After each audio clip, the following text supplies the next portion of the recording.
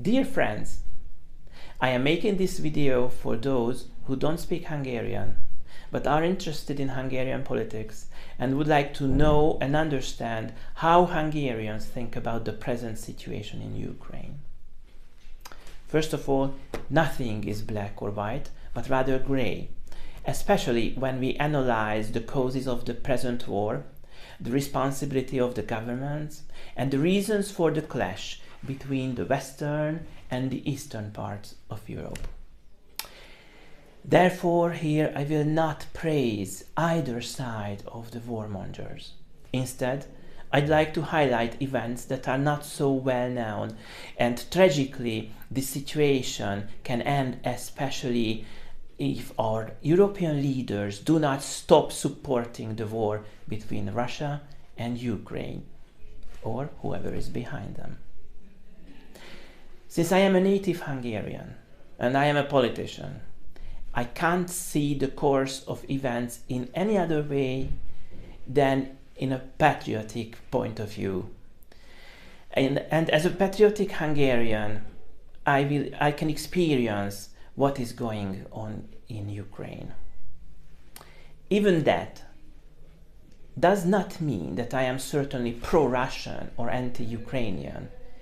Actually, I am pro-Hungarian, which should be absolutely okay. Well, from our perspective, the Western globalist world is now supporting the democratic Ukraine, which has been and still is hostile with its minorities for decades, including Hungarians, Russians, and others. They used to set fire to Hungarian cultural centers for chauvinist reasons.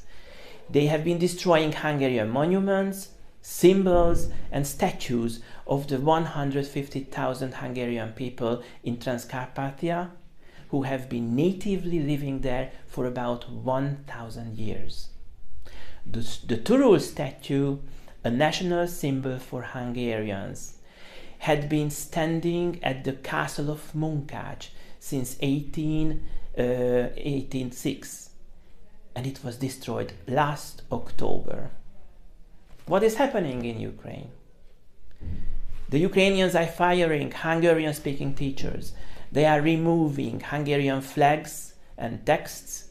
They are banning the use of Hungarian language in education and in general everywhere in places that have always belonged to the Hungarian community. After the Ukrainian parliament passed anti-minority acts, Ukrainian authorities have been threatening and terrorizing the leaders of the Hungarian community in Transcarpathia, most of whom had no choice but to flee to Hungary by now. The Ukrainian death list has a lot of Hungarian names on it. At the moment, the situation is even worse. By forced military enrollment, mostly Hungarians are caught in the streets, and they are directly deployed as part of the infamous Brigade 128.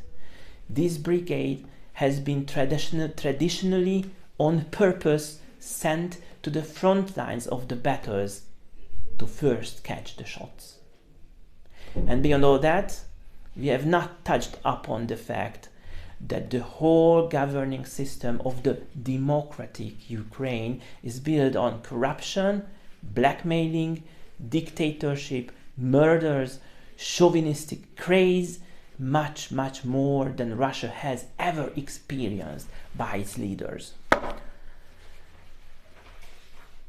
There is a bloodthirsty atmosphere among EU politicians, similarly to what we could see during the months just before World War I broke out.